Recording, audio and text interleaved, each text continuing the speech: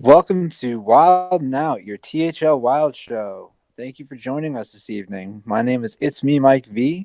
I'm your host. I'm joined by experts NHL, NJ Fan 1, Memnarch, and our guest for this night, ElectricSheepCity. How you guys doing this evening? Doing as well as I can. Yeah. How's everything going out there? It sounds pretty tough. It's much better than it used to be, but it's still annoying, to say the least. Yeah, you were just Still saying there. that. You were just saying it's still pretty tough, so it sounds rough, man. Marty, how you doing? I've been pretty busy, actually. I've been all over the place since this weekend, and I still have a lot more to go for this week, so I'm probably not going to get much Hearthstone in, but we'll see how it goes. All right. Sheep? Nice. I'm doing pretty well as well. Busy with work, but other than that, having fun playing Hearthstone and practicing up for the coming THL week. Nice. Yeah, I'm not doing too bad. I'm just splitting my time. I play Hearthstone. I play Pokemon Go. I'm just doing my thing as I usually am. Not having a great season at THL. I can tell you that. I think I'm 0-8 in standard, so shouldn't even say that live on air, but it's the truth. I'll make my comeback. But yeah, it's been rough. But yeah, let's talk about what we've been playing. Sheep, you want to go first? What have you been playing? Sure thing. So I was mostly practicing for my previous match. So a lot of Odd Rogue and Q Block, the Quest Mage and stuff like that. I had pretty well down, but I wanted to practice a few different matchups against like Odd Rogue and Dead Man's Hand Hunter or Warrior rather. So practicing those a lot, and hey, it paid off. Outside of that, it's mostly deck prep for the next week, so keeping those a little bit closer to the vest. But the previous match practice went pretty well. Awesome. Yeah, that's fantastic. Yeah, it's always good to practice for your matchups. That's a lot of what I play too. You know what I mean? I'll mess around on ladder, but I do a lot of practice. Yeah, speaking of decks, do you guys want to talk about these decks from the last week that everyone brought? Yeah. Sure. I mean, which ones are you talking about? Just from THL in general. There's a lot of archetypes. We have 38 again. But it seems like people are hovering around the 40 archetypes mark. I think we're going to settle around there. I see a lot of mage.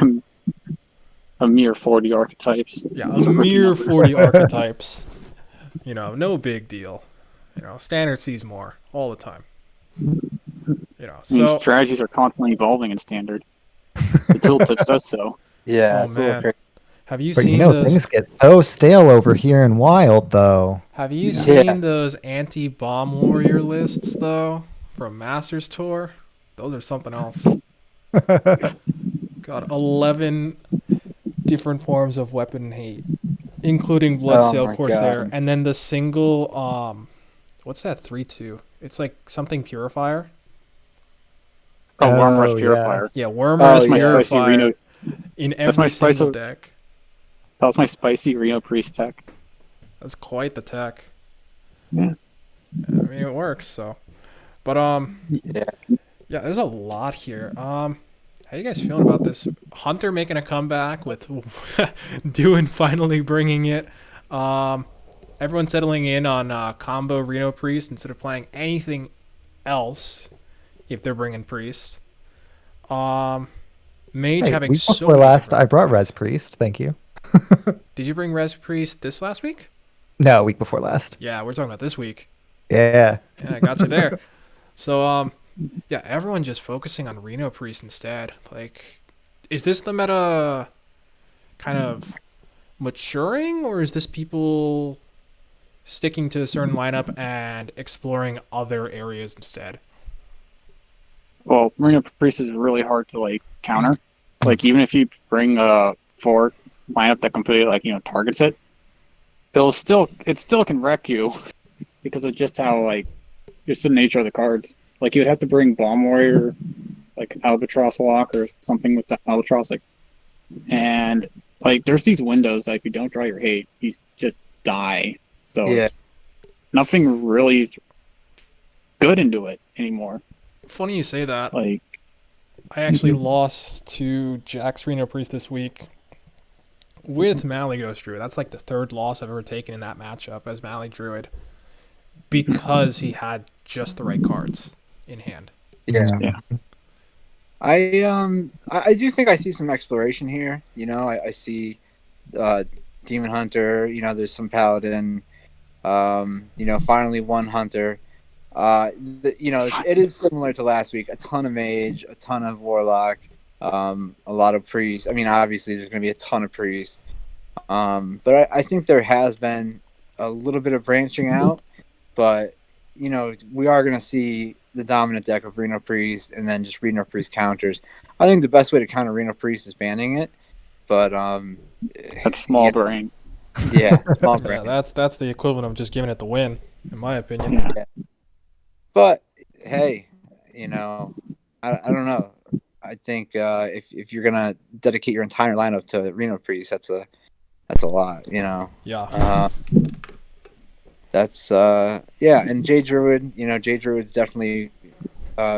It was, I think, let's say underrated. I think, and it's gaining popularity. I think J Druid's a fantastic deck in this meta. I mean, it's fantastic until people start realizing it's fantastic, and it becomes bad again. Exactly. You know, and that's what it was in the last meta, where you know everyone knew J Druid was good, and it just got hard countered. You know, Disco Warlock almost being the most popular Warlock deck this week, which wasn't the case last week. And it looks like, you know, It's yeah, hard Quest for Mage is people not to target. surprising. Yeah, Say again? it's hard for people to target Warlock right now because Cube and Discard, they're both pretty even. And even though like Discard is probably going to overtake Cube at some point, I'm assuming. Oh, on Liar, it's already happened, man. Oh, yeah. Let me tell you this. No, I'm just talking about in this. Like in my opinion, Discard is miles ahead of Cube right now. But I'm talking about THL in particular.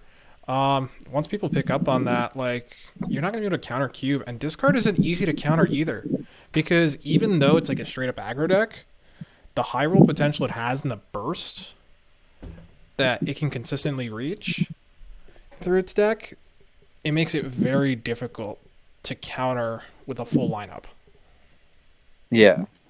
Even traditional anti-aggro decks like J Druid currently have a hard time against Discard Warlock because you got big beefy minions and they're constantly putting the pressure on you. I was about to say, like, discard's actually gone a lot harder for J Druid. Like, I'm gonna have to retool my lineup, or retool my J Druid just to beat that stupid deck again. Yeah. Like, yeah. It's I am insane. happy. I'm happy to see 2 Even Warlocks. I love Even Lock. It's one of my favorite decks. Man. And still Like, 1 Dark Lair. Even Lock isn't, like, bad, but, like, everything just feels like it outclasses it at this point. Yeah, I can't get behind the Even Lock brings. No. Like, I'm not saying it's a good bring. I'm just saying I love it, and I'm happy to see it. I want to ask anyone who's played Even Lock in the last 2 weeks, how are you winning? I took Even Lock to a tournament before THL just to practice a bit, and Even Lock went 0-7 and lost me every single round. Oof. So please tell me what I was doing wrong, because it felt like I was so easy to play around. no, like, was it best of 3 or a best of 4? I mean, like, did you have to bring 4 decks or 3 decks? I had to bring 4. Oh. Yeah, so I would sweep with everything else, and then Even Lock would just lose. It would just get reverse swept. It was a joke. I'm not saying it's good in this meta. I just enjoy the deck. So yeah, it's definitely a pet deck for a lot of people. Yeah, and a Pillager Rogue, interesting to see, and 2 Line Crack. Yeah, dude, Pillager Rogue. You can't out heal that. Yeah, 100 damage to your face. Yeah, that card is insane. You know what I want to see next week? I want to see this week the Raz Frostwister OTK Shaman. There's a list going around from China. It looks like so much fun too. I want to see someone bring it next week. I will personally pick on my predictions for the rest of the season whoever brings it. All right, so you know how Spectral Pillager's like holding jewels in its hand? Yeah. It looks like a pizza to me. Okay. So it's throwing pizzas at its opponents? Yes. That's what it looked. That's what it looked like when I first saw it. It's like, why is this holding a pizza? And I zoomed in. It's like, oh, it's jewels. Oh God. Amazing. I mean, look it up. Delicious it looks like jewels. a pizza. I kind of see it when I squint and look at a pizza instead. Oh. How do you guys feel about getting into the interview? Yeah, let's go right on into it. Sheep. Let's start off with where did your name originate? Yeah, so originally I had a different name like on Twitch and all the other handles and whatnot. And then I was going to start a cyberpunk book club podcast with a friend. So we, thought long and hard about what to name our podcast, and that ended up being ElectricSheepCity, from Do Androids Dream of Electric Sheep, which is the book that Blade Runner is based off of. Yeah, I have. Yeah, I do know that. Yeah, that's fascinating. Such a good book. I mean, Philip K. Dick in general is an amazing author. And we ended up not going forward with the podcast. Just schedules didn't line up. We, both had different interests outside of that. Still one of my best friends. No big deal there. But the name stuck. Cyberpunk Book Club podcast. That is a mouthful. Oh yeah. ElectricSheepCity is a little bit shorter than Cyberpunk Book Club podcast, but not by much. I'm disappointed you didn't go with that. And the abbreviation's Escape. Which is exactly what solidified it for us, not gonna lie. Incredible. So, that being said, what was your favorite meta, would you say, in Hearthstone? Since you've been playing for quite a bit. Yeah, so I've got kind of a couple that I'm really fond of. Honestly, probably my favorite meta so far, in Wild at least, is the last meta that we had. I loved jamming some Mech Paladin and Disco Lock. and the last meta was primed for both of those. But I have another couple that are, like near and dear to my heart. So one, of course, is the one that got me kind of from playing Hearthstone casually to being a more dedicated player. Was the like Whispers of the Old Gods meta, and Cthulhu Warrior in particular. Like Cthulhu Warrior was my jam back then. I wasn't any good at it because I was just trying to pivot away from being super casual. Yeah. But I loved it. And then of course, Anyfin Paladin and Shirvala OTK Paladin with Uther, the Bankers, and Zola, so that you had two kind of win conditions, one with Shirvala and one with Uther. Yep. That was awesome. That was the only deck to come out of, or to survive from Rasakan. Because there was the Hybrid Hunter, but that got nerfed, so that didn't even make it through all of Rasakan. Goes to show how Kingsbane Rogue? bad. No, Kingsbane Rogue died. You got aggro Kingsbane in Wild, but in Standard, gave you nothing. Yeah. Oh, when they nerfed Leeching. Yeah, they nerfed Leeching right after Raiding Party. Yeah, I hit Legend with Kingsbane Rogue, and then shortly after they nerfed it, and I was sad. Oh, I miss nerfed Leeching Poison. It was so good. Oh, but it was so toxic. It was. You know this? It was a tier S. Like, actual worst matchup was the Mirror in Standard. Oh, yeah. Like, Blizzard saw that and was like, oh, okay, this needs to die. Yeah, because like, if you actually knew what you were doing with that deck, you couldn't lose. Yeah. It was a blast. So what direction do you want Hearthstone and Wild Hearthstone in particular to go? So I know it's an unpopular opinion, but I love OTKs, and I definitely want to see more OTK possibilities being competitive, right? Like we've got Mecha'thun Warlock, which had its heyday for a while. People are still bringing it to THL. There were still a couple this past week. But Mecha'thun Warlock in particular, where it's not just freeze the board, it's deal with the board. So they still have to have answers while they're drawing through their deck, and so there's you can still play around them. That's where I would love to see Wild Hearthstone in particular go, is those like OTKs, but not freeze to get combo. there. Yeah, combo for sure. So you're the second person in a row in 2 weeks, because we had Zeroshio on. And he loves combo decks. You should actually talk to him. He only plays combo. You should definitely start off a dialogue. You guys might want to trade deck lists, because his whole thing is combo. So I mean, I don't think that's too unpopular. I like combo decks myself. I mean, I don't think people want all combo everything, but I mean, there are ways to work around combo decks. You can. They're not impossible to deal with, so it's not like, as long as they're not dominant. That. I think the question is, how fast do you want your combos to be? Right. Like, do you automatically win on turn 10? Like, if so, that might is like anything before turn 10 that bad then? I don't think it's necessarily bad if it's like the ultimate high roll by 8, but I mean, turn 10 being the kind of more consistent, I think is a pretty good rule of thumb. That way aggro can kind of keep them in their place too. Yeah. Having a well-rounded meta, I think, is important, and I also love aggro decks too. So for sure. You feel that there should just be like a cap to how long a game can go, basically. Oh, absolutely. Like control games are fun, but how long can they go on sometimes? Oh God, 45 turns each. That's right. Oh my God. Well, no, it's not. It's 90 turns total between the two of you. Yeah. Because you can do infinite quests, or you can do infinite time warps now, and therefore take more than 45 turns.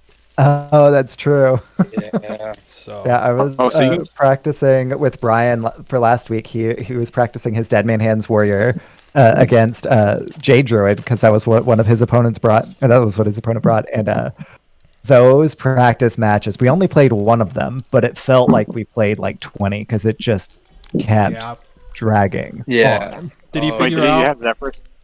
Did he have Zephyrs in his list? No, he didn't. Oh, rip. Mm-mm. I played a priest mirror in standard THL not too long ago, and that match wasn't even the final match. It wasn't even game 5, and I was so like just drained after the priest mirror. I didn't even want to play anymore. I don't even know how long that went. It must have gone for almost an hour. I remember in the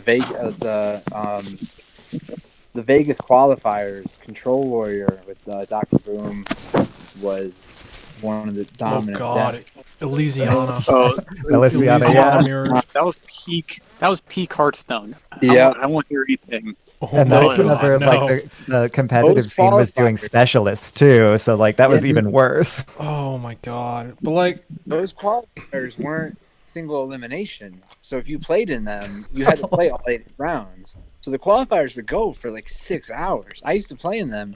It was a whole big thing. Like Control Warrior mirrors for hours and hours and hours. Oh my God. It was so terrible. Ugh. I just- I don't miss that at all. I just want to say, for anyone that actually puts any thought into priest mirrors, shame on you. Okay? Because the truth is, you win through high rolling.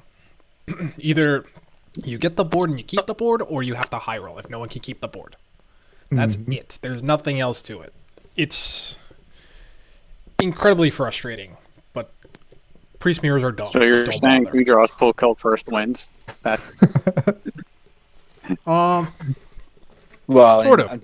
standard, I'm thinking more standard. yeah. Oh, okay. Out in Oh standard. yeah, in standard it's like the great. That's also peak Hearthstone.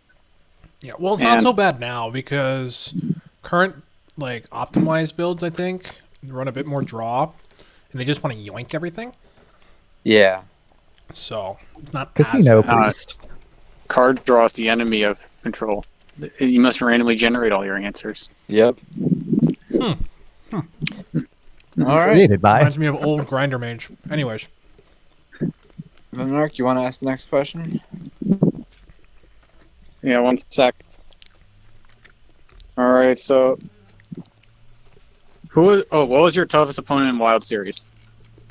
Yeah, last season I played a grueling match against Ron Mexico. And I think that was probably like the hardest match that I played, and he earned that win for sure. That was probably he was probably my toughest opponent in Wild Series. Ron Mexico for sure. That was my team. Hey. can you Yeah, tell us buddy. what the matchups were? Can actually. $1 million, right? So let's see. Game 1, I had my odd demon hunter against his odd paladin. Yep. That sounds about right. 2, I lost Jade Druid versus Secret Mage. Yep. Definitely brought Secret Mage. 3, I won with Jade Druid against his Even Shaman. Yep. He definitely brought even shit. Then Highlander Quest Mage, I took the W against his Even Shaman again.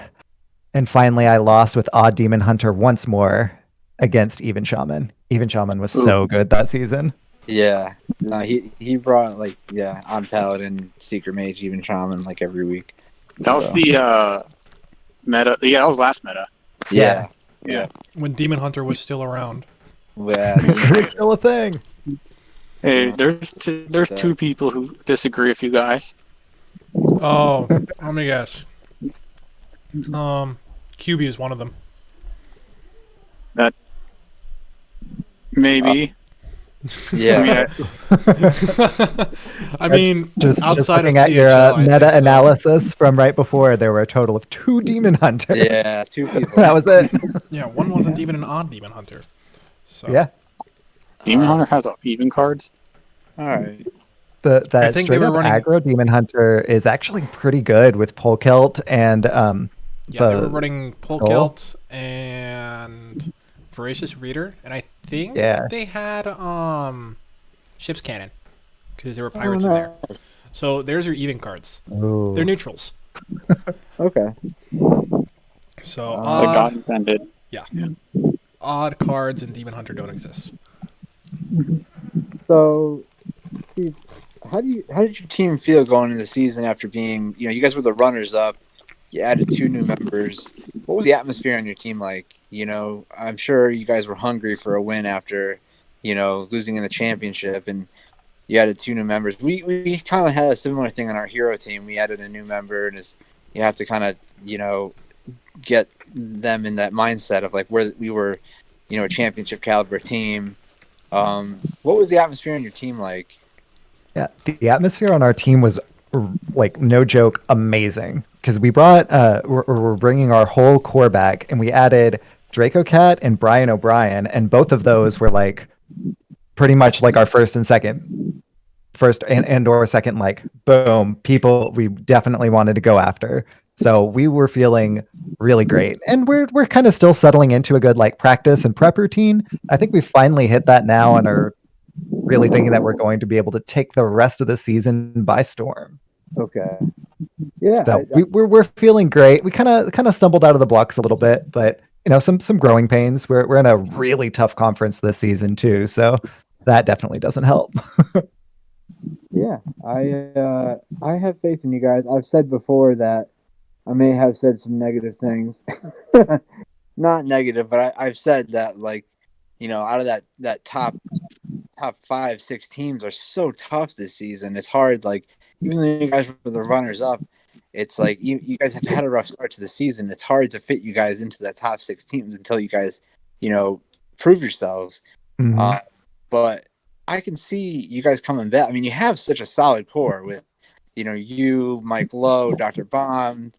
You guys played so well at the end of the last season. I would not be surprised if you guys came back and not surprise people, but made a run for the playoffs and made some noise. So we'll see what happens. I'm rooting for you guys. All right. So you guys want to go into conference breakdowns? Yeah, let's do it. Yeah, sorry. I was kind of muted. Which conference do you guys want to do first? I'll do green first if you want. All right, let's go green. First up, All right. we have F12 Viridian versus Power Creeps. All right. So F12 Viridian versus Power Creeps. This was definitely one of the matches of the week. And it's surprising that it wasn't close. The first match, Neji Boston versus Jonah Ra, was actually a DQ win by Neji Boston. I think the match was already decided at that point. Yeah, it was mostly no contest, I believe. It was a no contest. Yeah. So it wasn't anything negative. It just they just decided not to play. Yeah. I mean, Jonah wasn't winning that, but he brought Odd Warrior, and Odd Warrior can't win against any of those 4 decks. Yeah, no. Yeah. Neji likes that lineup quite a bit. Yeah, Q Block, LPG Mage, Reno Priest, and Jade Druid. So Odd Warrior was going to have a lot of trouble with that. Yeah, so Ultimate 1-3-1 over Rami. So, cheers to Ultimate. Don't forget to submit for Player of the Week there. That's a hell of a win. And he actually brought Linecracker Druid. He was one of the 2 players that brought Linecracker Druid this week. He was. We were talking about the lists, and it was him and I that were discussing whether we wanted to bring Linecracker Druid. I almost brought it myself, too, actually, but decided not to. So that's hey, you know what? He won with it, so that's impressive. Yeah, I can't complain. Marty, you lost 1-3 to Jack. Do you have anything to say about your matchup? First of all, don't mill Malygos when your opponent. Oh no! When your opponent has Mass Hysteria in hand. Oh my god! Yeah, because I had turn 5 lethal, and Jack decided to drop King Mukla so that I had a 1-17 to mill Malygos. Milled him on the spot. Wow. Played everything out, filled my board, and then had it all cleared. I had no way of winning from there in the Mally Druid versus Reno Priest matchup. My goal was to kind of hedge for his Reno lock, but it didn't work out. He milled a lot of my Q block, and it was pretty much eliminated. From Yeah. there, the priest was super unfavored because his priest already got a win somehow. I was kind of hoping that priest wouldn't have an easy time either, but it had the one out that it could have happen, so it was able to get a win in game 1. Gotcha. Yeah, and that was it. All right. Yeah, tough. That's a tough matchup either way. You know, Jack's a fantastic player, so yeah. And the next matchup, Itachi versus Memnarch. Itachi won 3-2. Memnarch, do you have anything to say about that matchup? Yeah, I'm incapable of drawing Vargoth. Like that was so triggering. It was actual last card against Jade Druid. That's Like, terrible. so I died to like I had it. I had all the damage. I just needed to wait and draw Vargoth, and like I think I drew all that I could have. Like it was like against Jade Drew when like he okay. Also, the game started off with a turn 1 Bio Project, turn 2 Oaken to Vargoth, turn 3 Guardian Animals. So it was a miracle I didn't die from that. Wow. That's Shade Druid. Yeah. And then like when I weathered that storm, I was like, okay, he's out of stuff. And then he like drops the Sarah, and like he's no longer out of stuff. So it's rather unfortunate for me. But like I was able to like drag that game out way longer than I thought I was going to. Like way longer. Yeah. And like it got to the point where I just needed to draw Vargoth because I potioned the Zola, so I could have gone Vargoth, Time Warp, Giant, Zola, Giant, and been able to kill him with Zephyrus because I calculated how much damage I had left, how much life he was at, and that Alex I brought like 100% was correct against Jade Druid. Like I had to temp out a Giant and Alex early, just to not to die. So. Like, that game was really hard. Like, I think I played it correctly. It just went down to, like, draw order. Yeah. Which is, at least... Like, it's still RNG, but it's, like... It's not random. Yeah. It's not that random. Yeah, that's Right. like... Against this rogue, against Priest, he played both Beneath the Grounds, and then I drew every single Nerubian. It was great. Because I killed them all at first. That's crazy. I mean, I had Mass Hysteria in hand, so it didn't really matter. And I he was out of cards, so I was like... Very much sounds like a back-and-forth series. Yeah, it does. All right. The least interesting game was by far the Reno Priest mirror. He figured out how to draw Pull Kilt before I did, and then he won. He's also running... he's running a list tech for the mirror with Auctioneer. Yeah, I noticed that. Yeah, that's Ultimate's list. So Ultimate bringing the secret sauce. Yeah, the reason that's probably the reason he banned my J Druid then, because that Reno Priest doesn't have the sustain for against J Druid. Yeah, we discussed bans and we just thought, just get rid of J Druid. It's favored into the Priest. It's favored into the Rogue. And it's not worth dealing with the mirror and having a coin flip, so just get rid of it. No, it's not. The J Druid mirror isn't really a coin flip. It's a very technical late game. Oh, like, absolutely. You need to set up stuff. Absolutely. But the early game's a coin flip for sure. Because did you draw Oaken? Did your opponent draw Oaken? Oh, what an idiot! Like, yeah. Oh, who needs Oaken when you have Guardian Animals? What are you talking about? Yeah, right. I mean, that's how you also break the ties. Like, if you both Oaken, whoever Guardian Animals first. Yeah. Like, I mean, not really, but you're at a massive advantage. Yeah, that's like when you get to the late game, I totally understand. But who gets the late game first is often determined in the early game. Yeah. Also, seeds. Like, if you can force the seeds out early or plague out early, like not against the Acera, you basically win because you can leverage. Like you can be like 5 Jades down at that point. And you could you can literally seed to them, set up Jade board, and they're dead. Yeah. Like it's. Yeah. All right. It's tricky. Well, next matchup was Rotted Zombie against Pasca. They were both 0-2, and now Rotted Zombie took that win. Pasca still winless, having a tough season, but his team fantastic still. So, so that was that match. F2L taking 17-8. I still have Power Creeps ranked pretty high. We'll go over the power rankings later, but I still, Power Creep's still a great team. Yeah. So next up, we had Wild THL Fanatics versus Diamond Club. Yep. All right. So Wild THL Fanatics taking this 15-13. A closer match than I predicted. Diamond Club actually winning two games in this one. Dr. Bond losing to Whiskey Wolf. Whiskey Wolf 2-2. Let's see. They're on the rebound. Yeah, Draco Cat winning. Draco Cat is actually one of the people who actually both Demon Hunter brings were in this match. ElectricSheepCity, do you have anything to say about your match?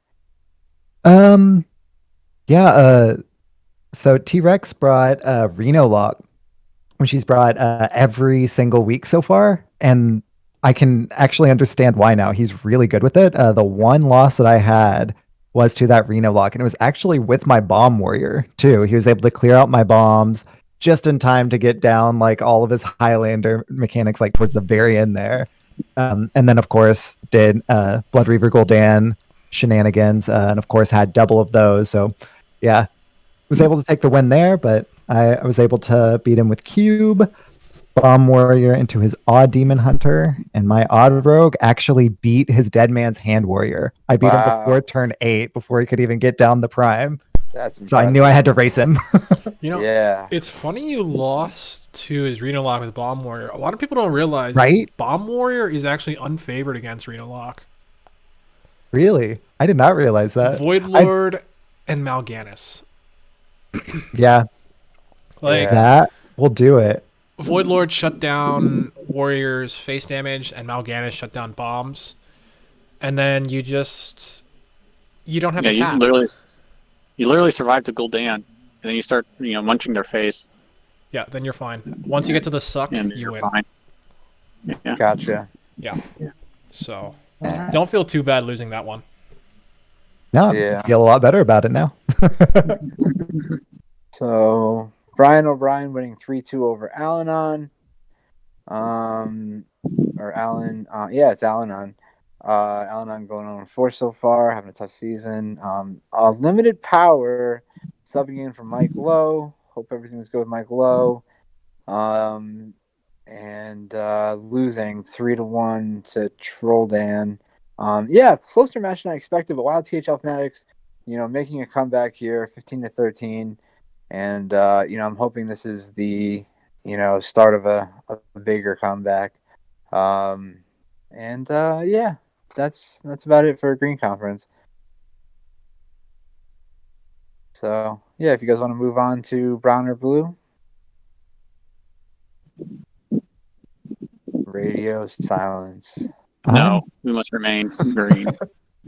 We will just bask in the green glow. Yeah. Sure thing. Do you want me to go next, Memnarch? All right, I can do blue. Cool. Is that blue? Yes, it's blue. Yep, blue's next. All right, so we have the Bash Brothers doing fairly well against the Grimstail gang. Reaver 4-0. That's pretty good. Like, this was a slaughter.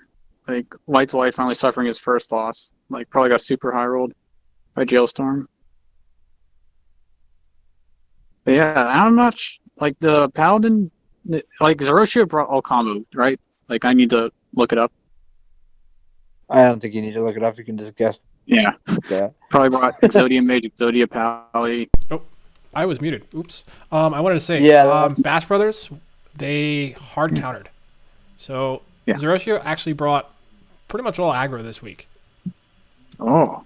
Not a single combo. Yeah, and the 2 mill rogues that we saw, it was from this match. From Jailstorm and Mr. Python. White Delight was hard countered. Bad. Like, all his decks should have been heavily unfavored into this. The 3-2 loss is more a testament to his skill, I believe. So, wow, like Mill Rogue is notorious. It might be White Delight's natural enemy at this point. Yeah, it was bad. Like,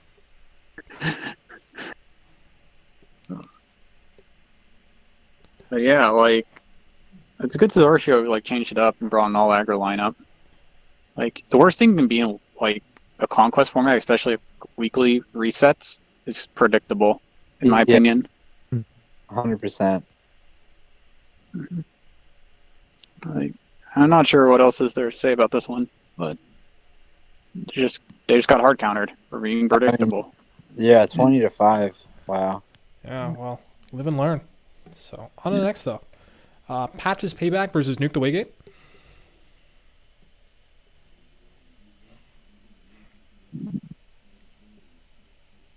All right, so yeah, it's there. I see it now. Yeah. Okay, so this was much closer, like 16-12.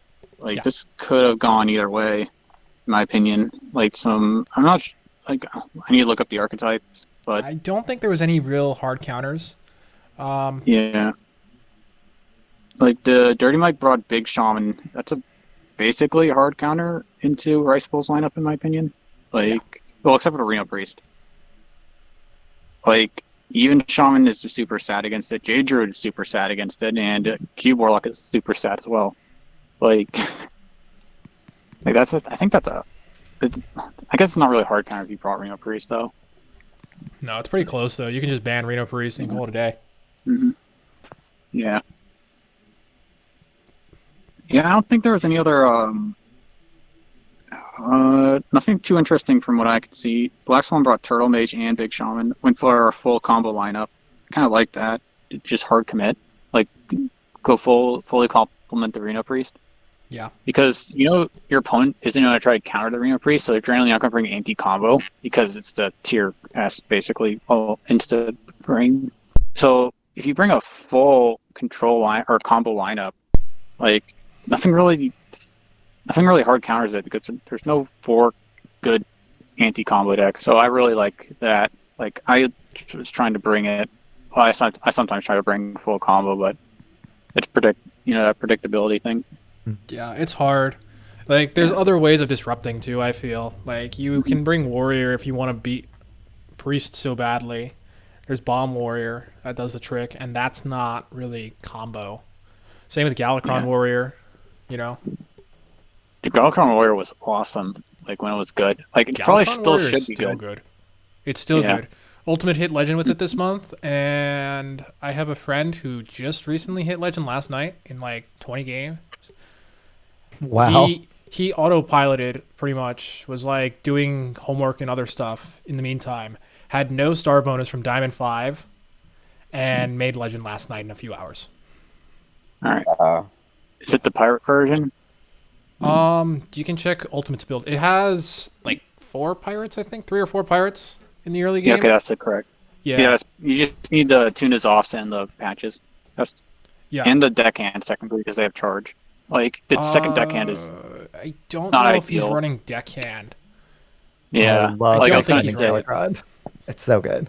Yeah, I'll double check. I don't think he's running deckhand right now. I know he has Polkelt, which is like pretty obviously. No, Polkelt. That's the nuts. Like, that's probably the single best card besides Galakron and Kronks. Yeah, because you're drawing exactly those cards. So. Yeah. Let me double check. Because I did have them last. Because Rod had brought it last week. That exact build. He took it from Ultimate. Mm-hmm. It worked very well for him. Let's see. I have the list right here. Okay. Okay. 2 deckhands, 2 Sky Raiders, 1 First Mate, and patches. Oh, 1 First Mate. Yeah. Usually they go for a -1 Sky Raider +2 Nizos First Mates, and sometimes cut the Sky Raiders entirely, because your curve comes from your deck. Like, the excess pirate, that pirate werewolf. Am I breaking up, or are you breaking up? You're breaking up a little bit. But the interesting thing is there's no Deathwing. There's only 1 Alexstrasza's champion. Kind of curious to see what would happen if you cut Alexstrasza's champion, but then that weakens your 2 slot. It's literally the best 2-drop in the game, and if you have a dragon in your hand. Like, Yeah. Problem is you're only running 2 dragons. Yeah. Yeah. So it's difficult. But the deck is super streamlined. It's very good, very strong. Highly recommend trying it out. And I'm hoping there's more of it in THL. So anyways, All I right. think that sums up the blue conference. Let's move on to brown. Yeah, let's do it. All right. All right. Yeah, let's get to it. So first up, we have a Noyo team versus the Caverns Below. Awesome. Well, a Noyo team ended up taking it 16-13 over the Caverns Below. So Mike V, you dropped 3-2 to 9 Eyebrows. 9 Eyebrows brought a really interesting Murloc Paladin, and it looks like that one got the dub. Yeah, so I'm not trying to take away from the eyebrows, but I really feel like my mistakes really gave this one away. I just made so many mistakes in this matchup. I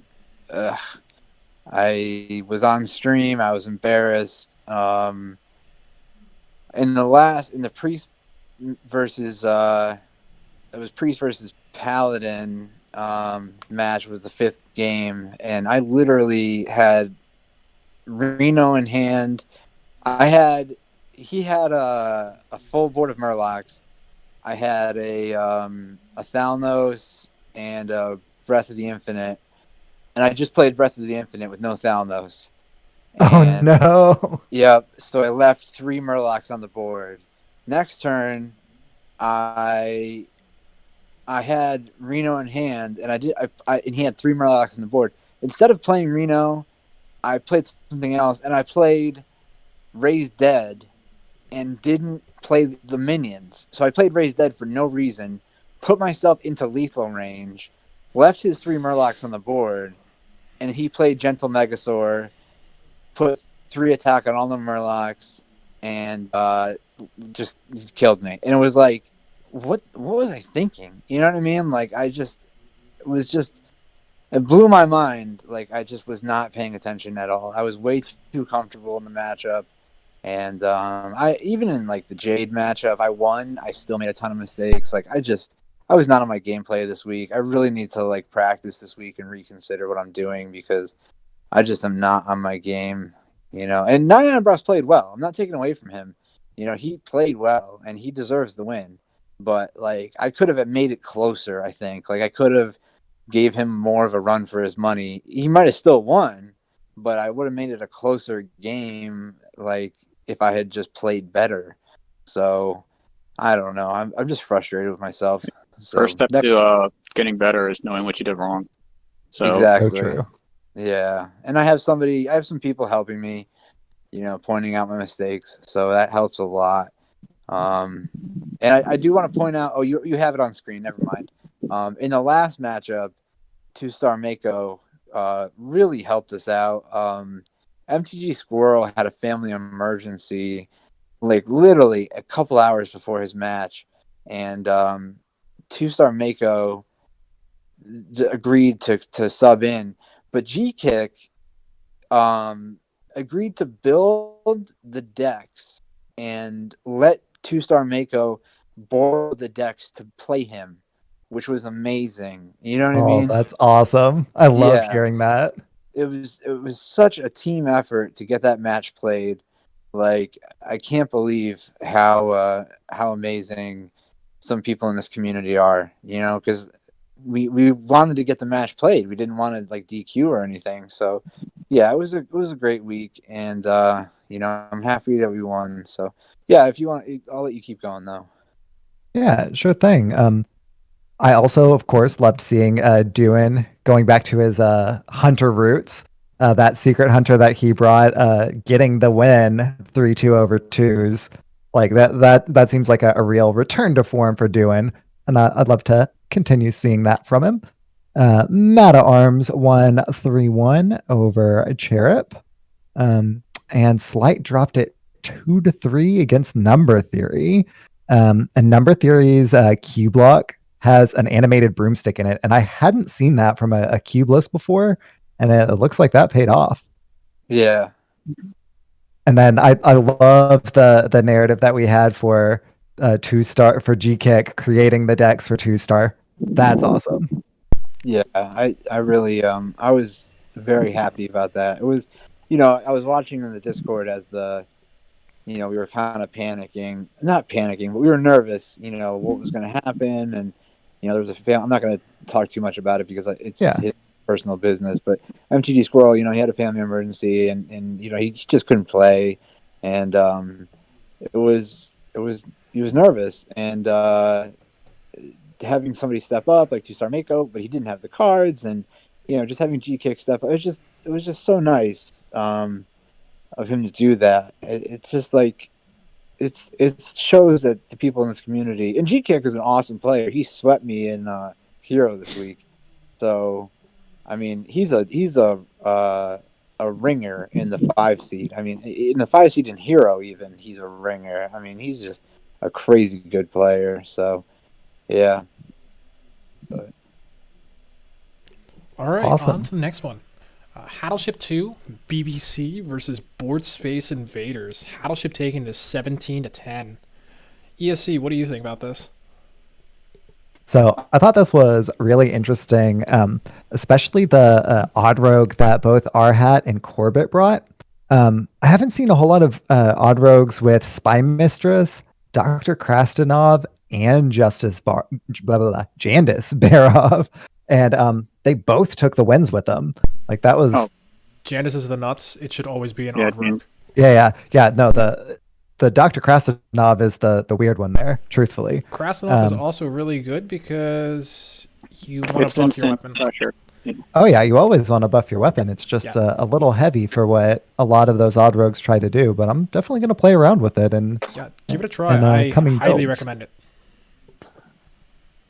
Awesome. So of course, Arhat took it over Atomos. Corbett came in and won a close one over Ron Mexico, who we just mentioned earlier. Bill Snyder taking it again, 3-2 over Medusas. Bill Snyder was one of the most winning members of THL last season, so good to see him continuing in his reign of glory. A2 Battleship dropping 1-3 to Blue Sombrero, and Based winning 3-0 against Martian Boo. One thing I thought was really interesting was Bill Snyder's Highlander Pocket Mage. So it has Geist, another broomstick. It has like a Potion of Illusion, Tortolan Pilgrim in there. It also had a Frostlich Jaina with Cloud Prince and Ragnaros to get like a whole lot of healing. So that was a really interesting build, and it looks like he was rewarded for his deck construction for that one as well. Yeah, that's awesome. That was probably the most interesting deck of all of the Brown Conference whenever I was looking over him was Bill Snyder's Highlander Pocket Mage. Looks like a lot of fun, even though I was just saying I'm not as big a fan of those control lists. That one looks like it has the burst that would be really interesting for me to play too. Yeah, I might want to craft that and try to give it a try. I like to see these interesting decks and personally, try them out myself on ladder or whatever. Just A super big brain in that with Frostless Jaina. What's that? Baron Geddon. Oh, Geddon. I'm surprised he didn't bring Baron Geddon. The board clear and arena. Ah. Yeah, especially because it already has the Geist, so it's taking it against Jade Druid, and that would just make it so much better against the aggro that you kind of would lose to otherwise. So I really like a Baron Geddon inclusion there. Yeah, that makes a lot of sense. I like that. Like I remember playing against what was it? There's this before Reno Relicologist, the really old school Reno mages played Baron Geddon, Rag, and Frostless Chain because they needed the sustain. Mm-hmm. They just needed it because they couldn't out sustain otherwise. Like they just lost to every single other combo deck and every other control deck. Like Reno Luck was their primary target, I should say. What they Gotcha. played on. Yeah, I this was definitely a callback to that era, which was like a year ago, year and a half. Yeah. All Back right. in the Wow. before times. Yes. So you guys want to? You're all set, right? Sheep. Yeah, So you that guys, wraps it up for the Brown Conference. let's move on to our predictions for. Or are we doing? Let me check this really quick. Move on for our predictions for next week. Oh no, power rankings. Yeah, I thought power rankings were next. That's my fault. All right, so our power rankings for this week. It looks like we have F12 Viridian in first for most of us, except for surprise, Memnarch. Shocking. And we're kind of split on the second. I'm really shocked NHL NJ fan or Marty has a Noyo team in eighth. I have him second. Sheep, you got him in 10th. We're really split there. Another team, the number one team in Brown Conference, just putting it out there. We have Bash Brothers. We're pretty unanimous on Bash Brothers. Simp also, we're pretty unanimous on Simp. You have him second, Sheep. The rest of us have him fourth. Hattleship, we're a little split. And the rest of you can check out the rest of the power rankings. You guys have anything to say? Yeah, so just looking at this, it looks like we have the top 4 or 5 teams or so figured out right now, and the bottom teams are pretty settled as well. For the most part, I feel. Unfortunately, Nick the Waygate and Diamond Club sitting at the bottom for the most part, with the Coatwell also being pretty close in there, and the caverns below as well. It's the middle that's like kind of still seeing some movement. We see Bash Brothers pretty much set as like the top team in blue right now. F2L is considered in standings at least top team in green, and they still have some competition. I feel Brown is a bit more competitive. It seems Hattleship and Simp being pretty high up. Of course, a no team not being too far behind in my opinion, but just putting it out there, no team is the number one team in Brown. Have you had a bye week though? No. Yeah. But putting it out there. Well, I will say F2L did have a bye week, and we're still de facto first place. So that's all I'm saying. We'll see. We'll see. Okay. But yeah, things are starting to really shape up now, and we can see where everyone stands in terms of like power level and just strength, team strength. Who needs to improve? Who needs to change things up? Who is in a good spot right now and will be a contender for getting that extra bye. So we'll have to see. Yeah, I agree. I think, like you're saying, the middle is where we're all kind of. I don't even know if we're that divided on the middle. We are. You can look and seize the cheese. We kind of all have in a similar position. Grimscale Gang. The bottom teams. We're all. It's just we're only a couple places off for pretty much all teams. Yeah. So I just feel everything is sort of like settling in right now.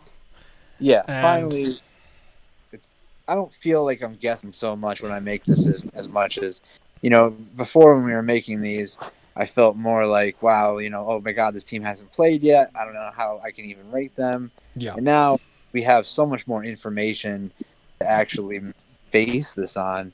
The hardest part, I think, is picking the top 4 teams and how to place them. Yeah. It's simple. Just put F2L Viridian at the top and flip a coin for the rest. It's fine.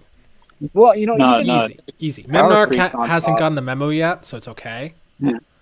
But So you said it was simple. Why didn't you put Simp at the top? Technically, Bash Brothers has the most points out of any team. Bash Brothers also played 4 weeks. Yes, but Mhm. either way, they have proved themselves in those 4 weeks. You know what I mean? Like, They agree also with that. didn't have to play against some of the toughest teams in the series yet.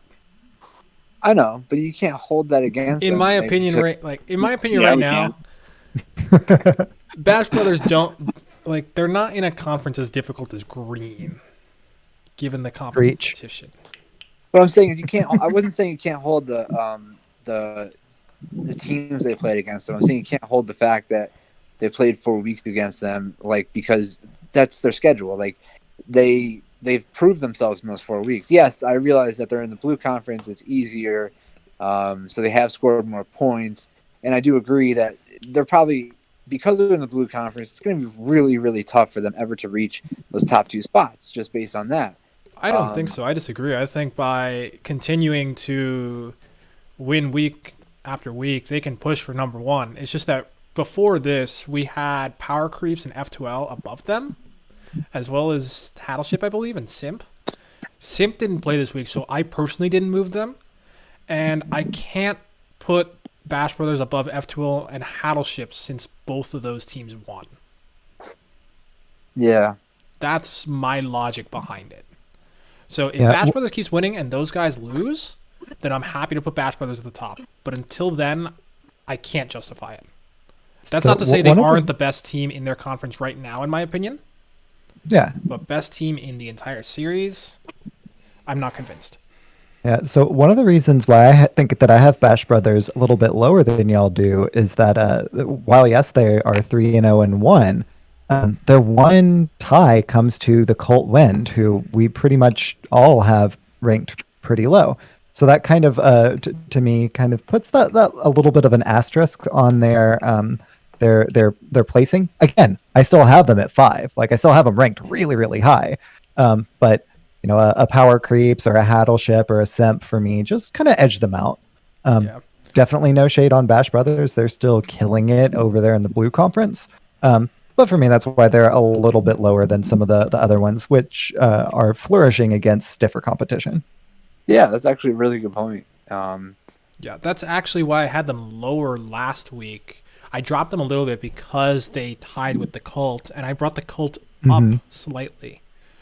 Yeah, Which is that makes why, because the Cult Wild had a bye this week, I haven't moved them. That's why they're up at 11 instead of down lower like the rest of everyone, in my opinion. I do have to ask, Marty, why do you have Patch's payback so low? Patches payback? Because they're winning against teams that are below them. I guess. Like, I mean, they they haven't were, like, proven to me that they can take on, people like or teams like the Bash Brothers and Grimscale Gang. If they can do that, I will happily bring them higher. But until then, I can't justify bringing them up. Yeah. Like, it's fine if you beat the bottom feeders, but you also have to beat the top teams if you want to prove that you're the best. They had such a tough season last season, and the fact that they're playing well, I have to give them credit. They might be, but I want to see more. All right, Yeah, should we move on to predictions? Yeah, let's do it. Yeah, let's just knock them out real quick then. Make it so. First up, Battleship 2 BBC versus the Caverns Below. All right. I can't actually see the predictions, so you guys can do these. Marty, you want to go first?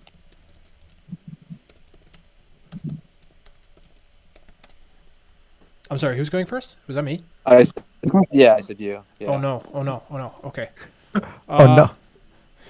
I wasn't prepared. Oh no. Battleship 2. Okay. How do we vote on this? Okay. A lot of us feel like we went with our hat. Yeah, we all went with our hat. We all picked Corvette. And it looks like we all picked Bill Snyder. Memnarch, you went with number theory over based compared to the rest of us, which I think is interesting. And then the G-Kick versus A2 Battleship matchup is split 50-50, which I think is interesting.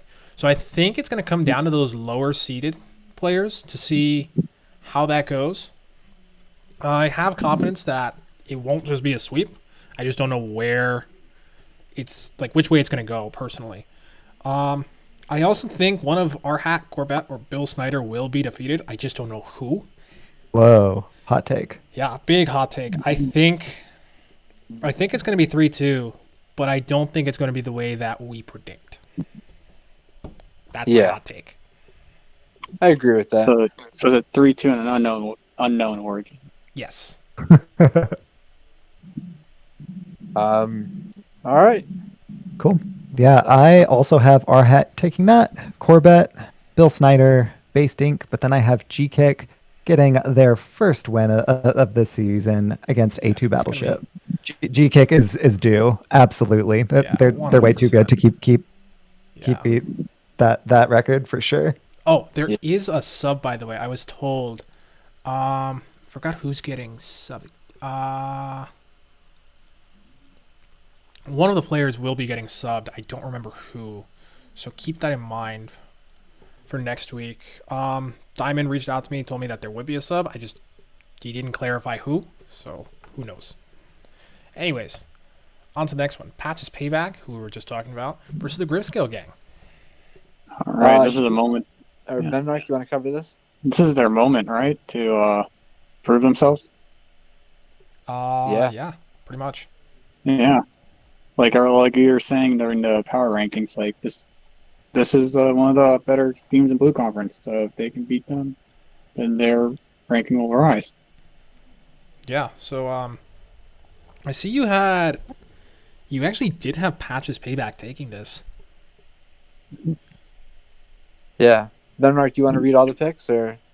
Oh, let me just look it up first. Yeah, take your time. I know you're on mobile, so it's a bit difficult. 30. So, should be second matchup on our sheet.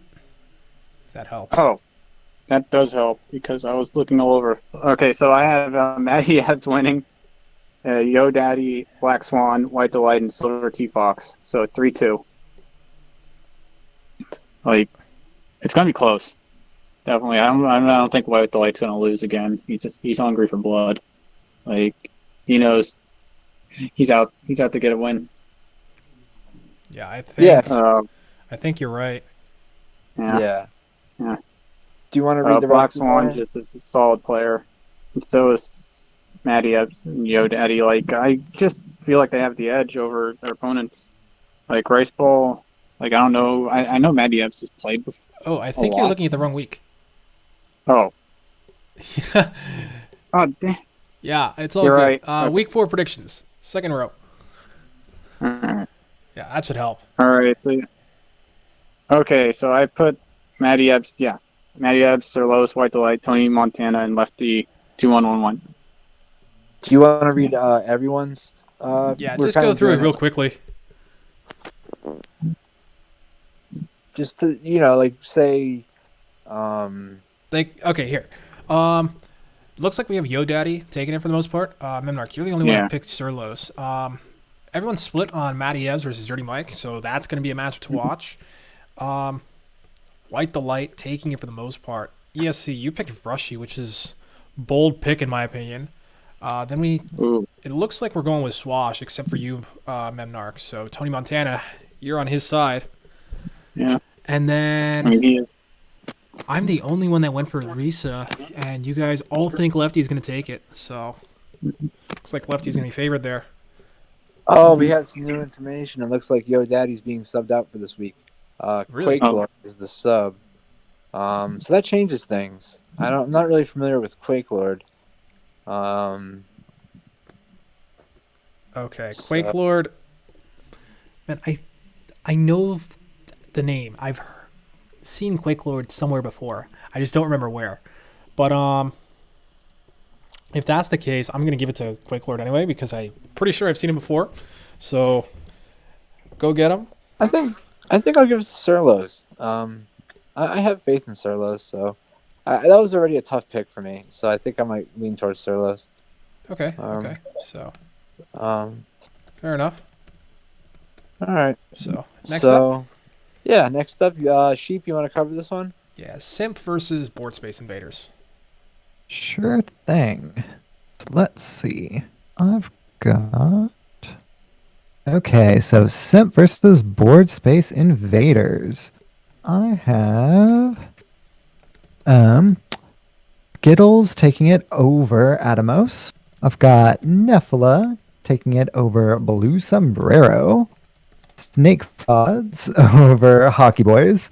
Medusas over Succulent. And Martian Boo, of course, over Zancat. Looks like we are split on the Atomos Skittles, as well as the Blue Sombrero Nephilah picks. Hockey Boy, Memnarch is the only one who picked Hockey Boys. And we're split again on Succulent. And Mike, you were the only one who picked Zancat over Martian Boo. So we're split on quite a few of these. Oh, wow. Okay. Yeah, this is looking like a very close matchup then. I don't know how it's going to go. Like, I think well, Succulent is a huge pickup for that team. Oh, yeah. I was surprised that he wasn't taken earlier. The guy's a high legend wild player when he really wants to. Sometimes he'll meme a bit and drop, but he knows what he's doing when he's actually playing real decks. So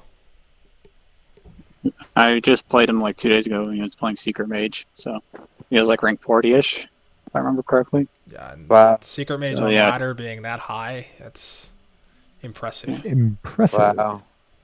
So So we will see. Getting better. That's terrifying. Yeah, scary stuff. So on to the next one. The Colt Wild versus Nuke the Waygate. You want to take this, Marty? Sure. So Absolute versus Rice Bowl. I think most of us had Absolute taking. Yeah, we all did. Next up, we also had Black Swan taking over Catharsis. For the third, Memnarch going with Kavera. That's a bold pick since the rest of us took J-Rose. We're split on Duocat versus Tomato. So one of these guys going to have to break their loss streak. One of them's going to continue going continue going winless, going 0-4 into the next week. We'll see who it is. And then seems like Memnarch is going. Memnarch, you are with all the bold picks right now, going with Quaz over Silver T Fox Demon like the rest of us. So I think we all agree though that the Colt Wild is going to have a hard time. Yeah, Mhm. I Yeah, agree. for sure. Yeah. So Even the Colt Wild's gonna have a hard time. Yeah, I think even though Nuke the Waygate is having a rough season, I think Silver Fox Demon and Black Swan are great players. So yeah, they'll we'll turn see. it around. We'll have to see. Yeah. So all right. Next up, Power Creeps versus Wild THL Fanatics. Memnarch, you want to take this? I mean, I voted all 5 for Power Creeps. Of course. What, Imagine not doing that. what about the rest of us? How did we all? I mean, you also did the same, right? Like, there's no contest. It's I think pretty close. Well, Sheep is going with everyone on his team except himself. And Oh, yeah. I think Mike and I have all but one going to your team. I mean, guys, you're picking Sheep over me. Well, Crush. sheep over Jonah Ra. Oh, Sheep or genre. Yeah, Jonah's going to miss his match again and get another DQ, no contest. Yeah, it'll be an Oh, easy yeah. win. I'm pretty sure he shows If up that as happens. Denver Odd Warrior. Yeah, he saw that with his Odd Warrior, and he's like, nope. Nope. I honestly think this is going to be a good match either way. I know that Mike Lowe is being subbed out again, but I do think that this is going to be a good match either way. I think of Wild THL Fanatics, if they play like they did last week, I think it'll be tough. We'll see. Yeah. Power Creeps coming off a tough loss, and Wild THL Fanatics coming off a win. We'll see what happens here. So, All right, I think we have one more. F12 Viridian versus Seas of Cheese. oh man, this one's a tough matchup for Seas of Cheese. Sheep, you want to take it? Sure thing. Before so you we've do, I got- just want to note Yeah. that Sage is being subbed out. FBM2 is going to be taking his place. I actually helped FBM2 with some of his wild decks. He's been trying to get back into wild, been crafting some things, and I've been giving him some tips. Oh. Yeah, it was very unfortunate because the day before he was asking me like, what deck should I try next? And I'm like, well, try Galakron Warrior. He's the one that hit Legend in a few hours, by the way. Oh wow. And yeah, just super unfortunate because now I have an extra scoop that really I shouldn't have. It was just bad luck. Yeah. So Ooh, Well. and you were facing off against him as well. exactly. Well, even before having that intel, I went with a sweep from F2L Viridian. There's a reason why I had them at the very top of my power rankings. I think, are the team to beat in Green Conference. We had a couple of people who picked incorrectly. We had Memnarch pick FBM2 and TH Lemur. And we had Mike V who picked Scritch and TH Lemur as well. Yeah, for me, Neji Boston, Ultimate. Marty, you and Sage was a close one, but now knowing that Sage is being replaced, that makes it just an easier pick for me. And then Natachi and the Rotted Zombie are both just powerhouses. So for me, it was a pretty easy pick. Yeah, so Yeah. believe that's all the matchups. Oh, Yeah. yeah. So we have one last thing to talk about, and that is Electric Sheep's deck of the week. All right. Sheep, you Deck want of to the tell us week. about this? Yeah. So last season, I had 1 week towards the end after we'd pretty well established that we were already making the playoffs. And so I really wanted to bring what I called kind of a meme week. It wasn't all around memes. I wanted to bring one of every single old god. So, Yasharj was Big Shaman. Yogg-Saron was Jade Druid. N'Zoth was Keyblock, but Cthulhu needs a whole deck built around it. And of course, Cthulhu Warrior being the deck that got me to take Hearthstone more seriously. I had to try to revitalize that in the meta from last season, THL season. And this is what I cobbled together, and it was a blast to pilot. I ended up hitting my 1,000 hero portrait with this one, which was perfect with Cthulhu Warrior getting the turning Garrosh into being all Cthulhu. And this deck is really fun. Nice. If I remember correctly, it's just Sarge that Garrosh turns into, not Cthulhu. So I hate to break it to is you. it? Yeah. Alas. Well, it looks like Cthulhu in the 1,000 hero portrait at the very least. Yeah. So topical, no less. Yeah. Yeah, unfortunately, I'm not a big WoW lore guy, but this deck is really fun. It's not going to help you climb the ladder so much, but you will have a lot of fun losing rank. That's for sure. Yeah. That's one way to put it. I So mean, it's got Risky, Skipper, and Armor Smith in it, right? Like, what Oh, more do yeah. you need? Oh yeah, it's a skipper you will deck, so you're fine. definitely. You'll definitely You're win fine. against some aggro that way for sure. Yeah, you got Skipper, you got Criers, you got Armor Smith, and you got Brutes. I even You're have gonna Bomb beat Warrior, Eternium Rover, and Ziliax. So come on. Yeah, you're fine against aggro. So this deck will get a few Yeah. wins. Absolutely. So, but yeah, thanks again, Sheep. Yeah, Yeah, it was a seriously. blast. Thank you for coming on. I think that's it for tonight. I think that wraps up everything. Thank you, Marty, for OPing. As always, you did a fantastic job. Thank you, Memnarch, for being here, and thank you, Sheep, for being a guest. It's always great to have you on. You're welcome to come back anytime. So, thank you. Thanks to for all having me. Yeah, of course. Thank you to all our viewers, and to anybody who listens to this during the week. And that's it.